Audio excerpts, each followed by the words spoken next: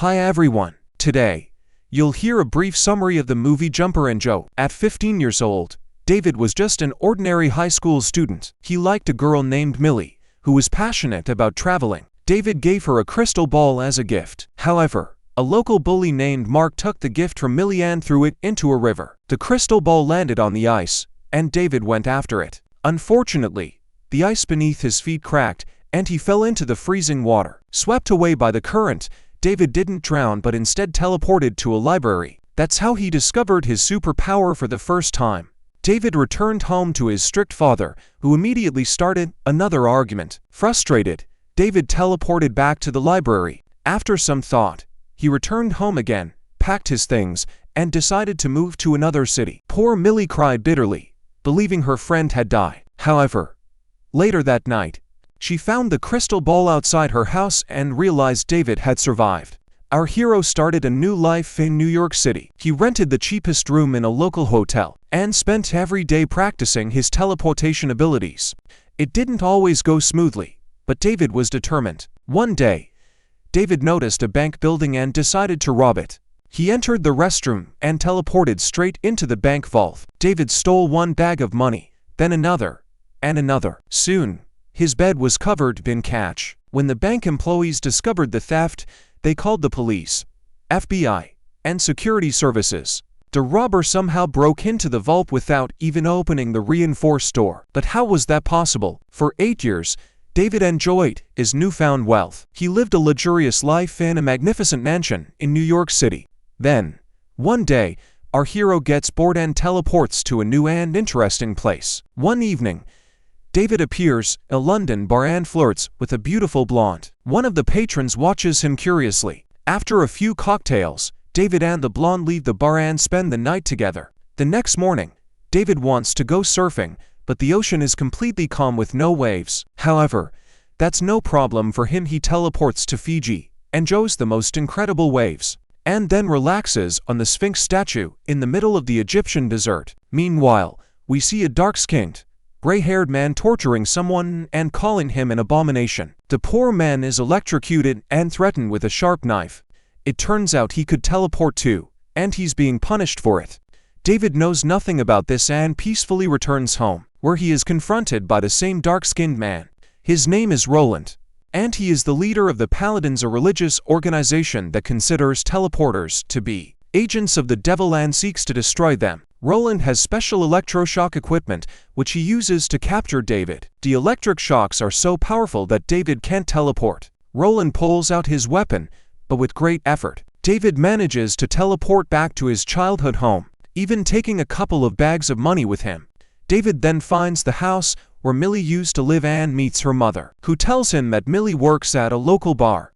David heads there immediately. When he spots Millie behind the bar, he gets so nervous he considers leaving. But then, he runs into his former bully, Mark. At that moment, Millie notices David. Mark, drunk and aggressive, starts harassing her, prompting David to step in and defend her. A fight breaks out between David and Mark. They throw punches so wildly that, at one point, David accidentally teleports them both into a bank vault. Or was it not an accident? In any case, David returns, leaving Mark behind in the vault. He then has a pleasant chat with Millie, lying that he works as a financial analyst. Millie is surprised, as she remembers David being terrible at math. David invites her to fly to Rome, knowing it's a childhood dream of hers. Of course, she agrees. Meanwhile, Roland visits Mark in prison, interrogating him under the guise of a security officer. He learns that it was David who teleported Mark into the bank. David and Millie, now in Rome, check into a luxurious hotel. Millie begins to suspect that an average financial analyst couldn't possibly earn so much money. But David doesn't reveal his secret. They explore the city together and eventually arrive at the Colosseum. Unfortunately, it's already closed. While the guards are distracted, David teleports inside and opens the gates to let Millie in secretly. The two become the only visitors inside the Colosseum. Thanks to David, they even access restricted areas and wander through the labyrinth-like passages. At one point, David steps aside to teleport and open another door, but unexpectedly encounters the man he noticed earlier at the bar. It turns out this man, named Griffin, is also a teleporter. Griffin doesn't see David as an enemy and warns him that he's in great danger. Before long, paladins, led by Roland, arrive at the Colosseum. David tries to teleport but is quickly captured. Griffin, however, is more agile, dodging his enemies with lightning-fast movements. He not only saves himself, but also manages to rescue David. Griffin explains that the paladins are hunting teleporters, while he, in turn, hunts the paladins. When a Colosseum staff member shows up, Griffin teleports both himself and David to a secret hideout he uses to evade his pursuers.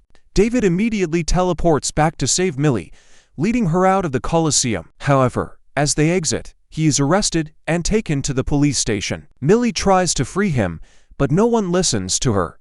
Suddenly, someone very influential arrives: Mary, David's estranged mother who abandoned him in childhood. Mary is revealed to be one of the senior paladins. She helps her son escape before other paladins arrive. David finds Millie, lies that he was released, puts her in a taxi, and sends her to the airport.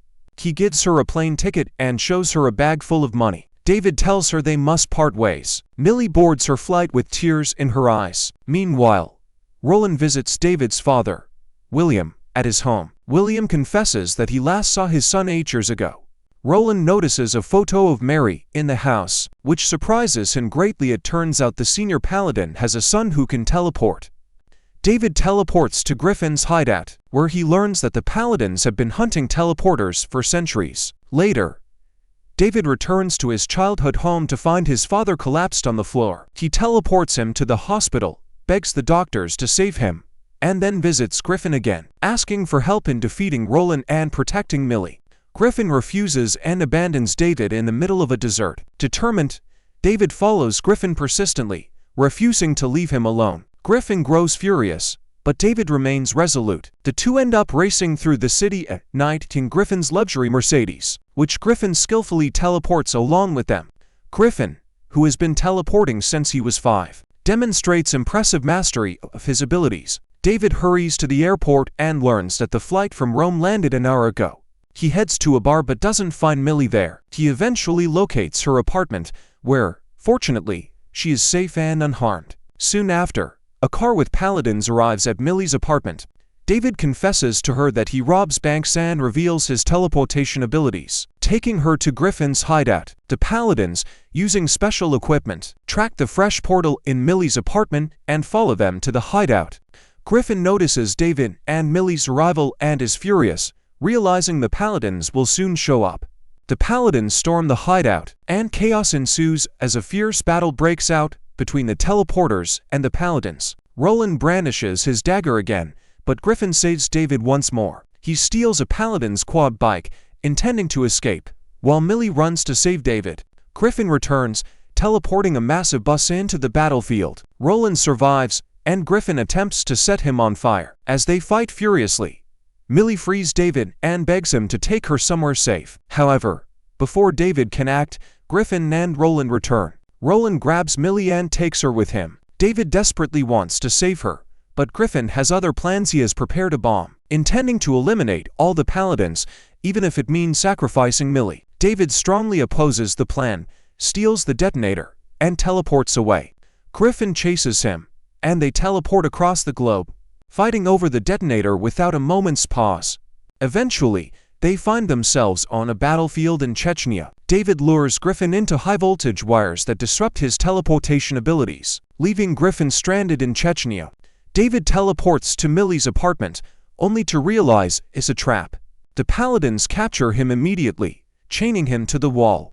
David cannot teleport on his own but can do so with Millie. He grabs his beloved and makes the most incredible jump. The apartment floods with water, and all the characters begin to drown. With his last bit of strength, David teleports himself and Millie to the same library he had stumbled upon 8 years ago. However, Roland ends up there as well. David seizes Roland and teleports him to the Grand Canyon. He spares Roland's life on the condition that he stops pursuing him. David then returns and finds his mother, Mary. It turns out that all these years, Mary had been protecting him and hiding the truth of his existence from her paladin colleagues. When David teleported for the first time, Mary left the family to prevent him from being harmed. David bids his mother farewell and returns to Millie. The weather outside is freezing, and Millie asks him to take her somewhere warm. For David, that's the easiest thing in the world.